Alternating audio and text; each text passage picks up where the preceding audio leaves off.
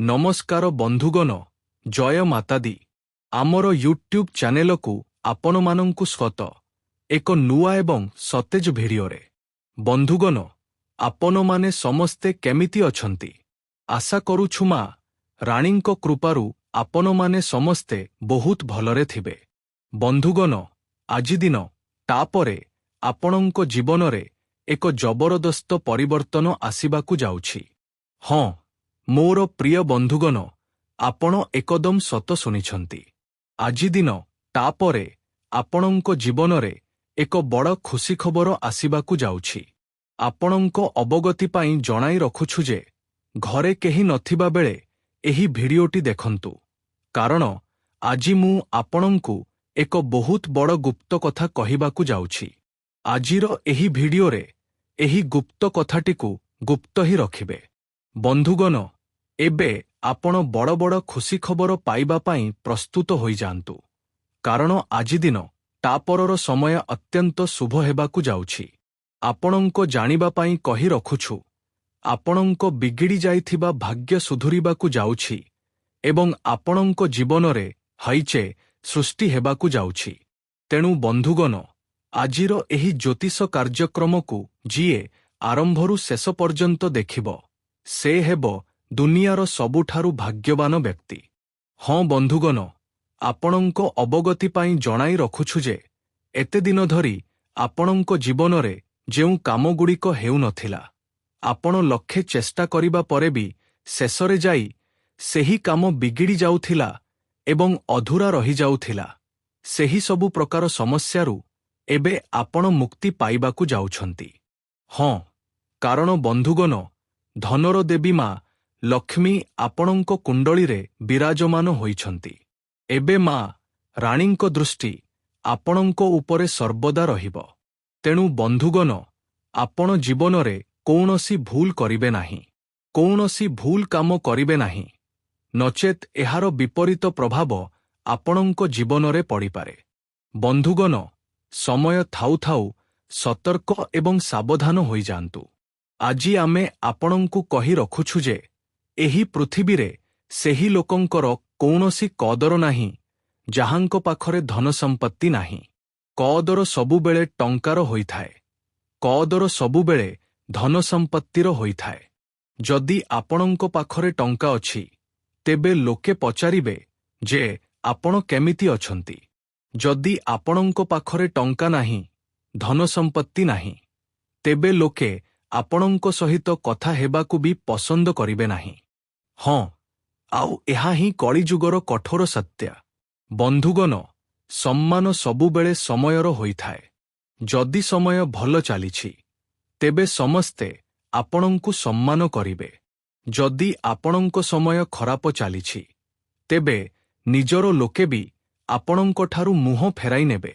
ବନ୍ଧୁଗଣ, ଆପଣଙ୍କୁ କହି ରଖୁଛୁ, ଲୋକେ କୁହନ୍ତି ଟଙ୍କା ଜମାଇ ରଖ, ଖରାପ ସମୟରେ କାମରେ ଆସିବ। କିନ୍ତୁ ଆମେ କହୁଛୁ, ଉପରବାଲା ଭଗବାନଙ୍କ ଉପରେ ଭରସା ରଖନ୍ତୁ। ଆପଣଙ୍କ ଜୀବନରେ କେବେ ବି ଖରାପ ସମୟ ଆସିବ ନାହିଁ।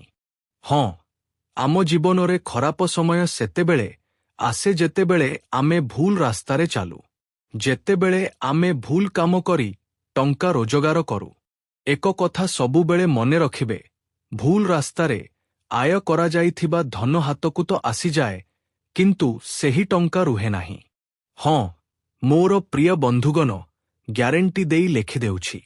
ତେଣୁ ବନ୍ଧୁଗଣ, ଆମେ ଆପଣଙ୍କୁ ଏତିକି କହିବୁ ଯେ 2 ପଇସା କମ୍ ରୋଜଗାର କରନ୍ତୁ, କିନ୍ତୁ ସଠିକ୍ ରାସ୍ତାରେ ଚାଲି ରୋଜଗାର କରନ୍ତୁ।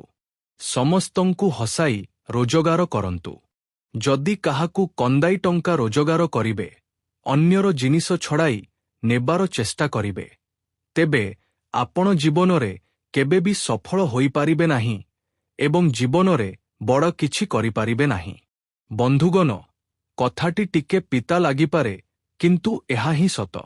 ଯଦି କଥାଟି ବୁଝିପାରୁଛନ୍ତି, ତେବେ ଭିଡିଓରେ ଲାଇକ୍ କରିବେ ଏବଂ ତଳେ କମେଣ୍ଟ ବକ୍ସରେ ଲେଖିବେ, ରାଧେ ରାଧେ, ଜୟ ଶ୍ରୀକୃଷ୍ଣ।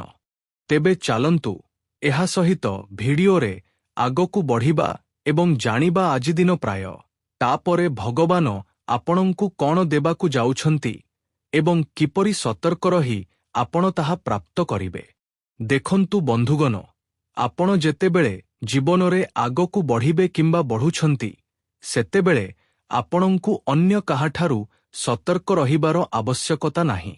ଆପଣଙ୍କୁ ସେହି ମନୀଷମାନଙ୍କଠାରୁ ବଞ୍ଚି ରହିବାକୁ ହେବ ଯିଏ ଆପଣଙ୍କର ବହୁତ ନିଜର, ଯାହାଙ୍କ ଉପରେ ଆପଣ ଆଖି ବନ୍ଦ କରି ଭରସା କରୁଛନ୍ତି। କାରଣ ବନ୍ଧୁଗଣ, ଆପଣ ଜୀବନରେ କ'ଣ କରୁଛନ୍ତି ଆଉ କ'ଣ କରୁନାହାନ୍ତି, କେଉଁଠାକୁ ଯାଉଛନ୍ତି ଆଉ କେଉଁଠାକୁ ଯାଉନାହାନ୍ତି, କ'ଣ ଖାଉଛନ୍ତି, ଭୋକିଲା ଅଛନ୍ତି ନା ତୃଷାର୍ଥ, ଏଥିରେ କାହାର କିଛି ଯାଏ ଆସେ ନାହିଁ। କିନ୍ତୁ ଯିଏ ଆପଣଙ୍କ ପାଖାପାଖି ଅଛନ୍ତି, ସେମାନେ ସମସ୍ତଙ୍କ ଆଗରୁ ତାହା ଲକ୍ଷ୍ୟ କରିବାକୁ ଲାଗନ୍ତି।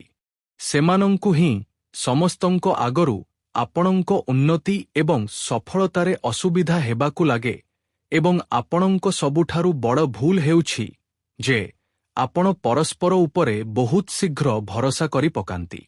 କାରଣ ଆପଣ ସତ୍ ଏବଂ ଭଲ ମଣିଷ। ଲୋକ ଯଦି ଆପଣଙ୍କୁ ମିଛ କଥା ବି ଶୁଣାଏ, ତଥାପି ଆପଣ ବିଶ୍ୱାସ କରି ପକାନ୍ତି। ଆପଣ ତାହାକୁ ସତ ବୋଲି ମନେ କରନ୍ତି। ଅଥଚ କଳିଯୁଗର ଏହି ପୃଥିବୀରେ ବହୁତ କମ୍ ଲୋକ ଅଛନ୍ତି ଯିଏ ସତ କଥା କୁହନ୍ତି। ତେଣୁ ବନ୍ଧୁଗଣ, ଆମେ ଆପଣଙ୍କୁ ବାରମ୍ବାର କହୁଛୁ ଯେ ସମସ୍ତଙ୍କ କଥା ଶୁଣନ୍ତୁ, କିନ୍ତୁ ନିଜ ମନର କାମ କରନ୍ତୁ। ଯଦି ଆପଣ ନିଜ ଗନ୍ତବ୍ୟର ରାସ୍ତା ଅନ୍ୟମାନଙ୍କୁ ପଚାରିବାକୁ ଯିବେ, ତେବେ ମୋର ପ୍ରିୟ ବନ୍ଧୁଗଣ, ମୁଁ ପୂର୍ଣ୍ଣ ଗ୍ୟାରେଣ୍ଟି ଦେଇ କହୁଛି ଯେ ଆପଣ ପଥଭ୍ରଷ୍ଟ ହୋଇଯିବେ। ଆପଣଙ୍କ ଜୀବନରେ କ'ଣ କରିବାକୁ ହେବ ଆଉ କ'ଣ କରିବାକୁ ହେବ ନାହିଁ, କିପରି ନିଜ ଜୀବନ ଅତିବାହିତ କରିବାକୁ ହେବ, ତାହା ଆପଣଙ୍କୁ ହିଁ ଠିକ୍ କରିବାକୁ ହେବ। ଆପଣଙ୍କୁ କେହି କହିବେ ନାହିଁ, କାରଣ ଆପଣଙ୍କୁ ଆପଣଙ୍କଠାରୁ ଭଲ ଆଉ କେହି ଜାଣନ୍ତି ନାହିଁ। କଥାଟି ଯଦି ବୁଝିପାରୁଛନ୍ତି, ତେବେ ଭିଡିଓକୁ ଲାଇକ୍ କରିବେ ଏବଂ ତଳେ କମେଣ୍ଟ ବକ୍ସରେ ଲେଖିବେ, ଜି ଗୁରୁଜୀ, ରାଧେ ରାଧେ, ଜୟ ଶ୍ରୀକୃଷ୍ଣ। ଚାଲନ୍ତୁ ବନ୍ଧୁଗଣ, ଭିଡିଓରେ ଆଗକୁ ବଢ଼ିବା ଏବଂ ଜାଣିବା ଆଜି ଆପଣଙ୍କୁ କେଉଁ କେଉଁ କାମ କରିବାକୁ ହେବ ଯାହାଫଳରେ ଆପଣ ଲାଭ ପାଇପାରିବେ। ଆପଣଙ୍କ ବ୍ୟବସାୟ, ପେଶା, କ୍ୟାରିୟର, ଲଭ୍ ଲାଇଫ୍, ସ୍ୱାସ୍ଥ୍ୟ, ପାରିବାରିକ ଜୀବନ, ପରିବେଶ, ଦୈନନ୍ଦିନ ରୁଟିନ୍ ଏବଂ ଅନ୍ୟ ସମସ୍ତ ସ୍ତରରେ ଆଲୋଚନା କରିବା ଏବଂ ଗୋଟି ଗୋଟି କରି ଆପଣଙ୍କୁ ଜଣାଇବୁ। ଆପଣଙ୍କୁ କିଛି କରିବାକୁ ହେବ ନାହିଁ। ଭିଡିଓଟି ଶେଷ ପର୍ଯ୍ୟନ୍ତ ଦେଖିବାକୁ ହେବ।